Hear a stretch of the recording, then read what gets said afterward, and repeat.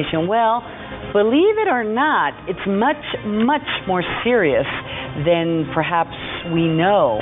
To talk about this, I really appreciate Andrés Velázquez. He is an expert on cyber crimes here in Mexico. Welcome to the show, Andrés. Thank you very much for having me. It's great to have you. I have to tell our audience that you and I met 8 years ago when I was doing a security show, a program called Seguridad Total here for ADN 40, 8 years ago, and we were talking about exactly these issues and how easy it was, and we're talking about 8 years ago, to basically how hacker thefts were stealing massive information from Mexican companies. Well, it's only gotten worse, right, Andrés? Yeah, and the thing is that probably the way we see cybersecurity right now is not the same as we spoke at the time.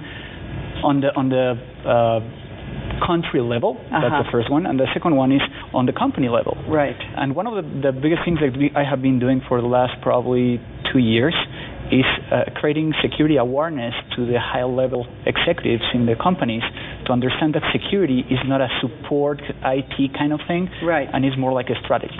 And that's been basically the problem, at least when I've been looking at this issue, is that in these companies they really do separate the security, this cyber strategy or security strategy, and they'll put it with the security people and not necessarily with the IT people. I mean, I think companies are having a lot of difficulties even how to figure out how to deal with these hackings that are taking place. Right. It is, but you know, the most common position that you can see cybersecurity or information security is below IT, right, or with the CFO. Right. I actually just wrote a co-writer in a new book here in Mexico called Normatividad Bancaria 2017, and I'm actually proposing to blend pretty much all kind of security, because we cannot think in a way that physical security is completely different. Let me ask you this, just put into context how bad it is in Mexico. I mean, what are companies facing? It's gotten worse throughout the years, but how bad is it right now? Well, right now, from all the investigations that we do on a daily basis, 36% of them are involved into IP theft. Okay. So what does that mean? Meaning that somebody from the company or from outside the company tried to get intellectual property using a USB or trying to access. One of the biggest things that I have to always explain is that hacking, as it is in our concept, is actually not something that people first have all the technology to figure out how it happened. But in the other side is we are very good trying to protect ourselves, right? From the outside, right, but not from the insiders. Because insiders, it's much easier. Well, a lot of the big scandals and security threats against United States information came from people within the U.S. intelligence community. With the leaks. It means these were all the leaks that were then posted on WikiLeaks, and Snowden, who's now in Russia, who had taken all this information about how the U.S. government does its own hacks, its own cyber wars. So let me ask you this: these last two worldwide cyber attacks that took place, the NotPetya and the WannaCry, were Mexican companies affected? How did Mexican companies react? Well, the biggest one was WannaCry, was the first one. We knew that it started affecting Europe and then started to jump into Mexico and other countries in Latin America. How many companies were affected? We're not sure. From what you can hear in the streets is that we have to tell our audience what happened. There was this.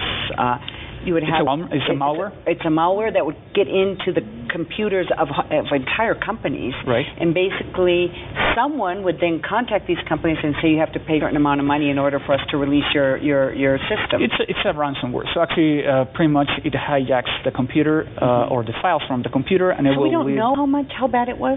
We have an idea, but we don't really know, because this is the first ransomware and the first malware that doesn't really need a double click by the user. So pretty much if your computer didn't have the patches, the security patches, and you put it into the internet, you could get infected. We don't know. See, that's what worries me, because we don't even know how bad I mean, isn't there a way, and this kind of leads to a strategy, not company strategy, but by the Mexican government, a national leadership that needs to be exercised. What do we know about the Mexican government strategy in order to protect the cyber structure of this country? We're starting to develop a strategy as a country.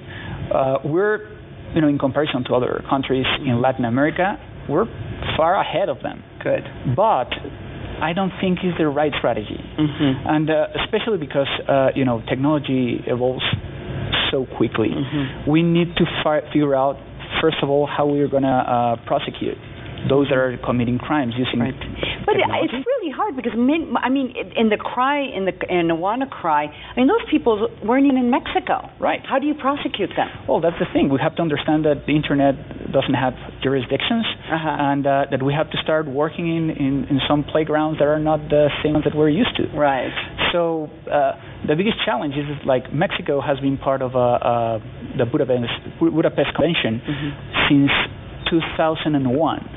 As an observer, and this is a cybercrime act, and we haven't been able to get into it. I have to ask you before we run out of time about this report, which is making headlines in the United States as the G20 leaders are meeting. And of course, many of these hacking activities, well, at least in the United States, they've been kind of pointing to the Russian government or individuals that are linked to the Russian government. But there's also been a lot of hacking that has been linked to the Chinese government or to the Syrians or to the Iranians. What I guess I'm trying to say is what is interesting about this report of the potential of hacking, they weren't hacking the nuclear system, but they were hacking the information that this company has in regards to people who work there and how this nuclear plant works. Raises a very interesting question for Mexico. How much should Mexico be worried about these types of hackers trying to get into Mexico's strategic infrastructure? And there has been some cases, they haven't been made public, but what are we talking about here? So we're talking about that it's real, that it's possible. We're talking about them getting into the nuclear plant in Veracruz. That's what I don't want to be scandalous and get people worried, but when you see that story, you're like, oh my goodness, I think everything comes to an educational part of how we understand, technology. A couple of years ago, probably you remember that we had some hacking to the Sedena, Marina kind of thing, to the web pages. And it was not really a hacking itself in a way that it was a web defacement, but the thing was that what is available to hack. So if we put it in the right context, the nuclear plant is not connected to the Internet, the one that we have here. Right. So the risk is lower. We're not connected as other countries like Estonia kind of thing, that pretty much everything is connected. Well, I guess the nightmare would be in Mexico that from one day to another the banking system would grind to a halt.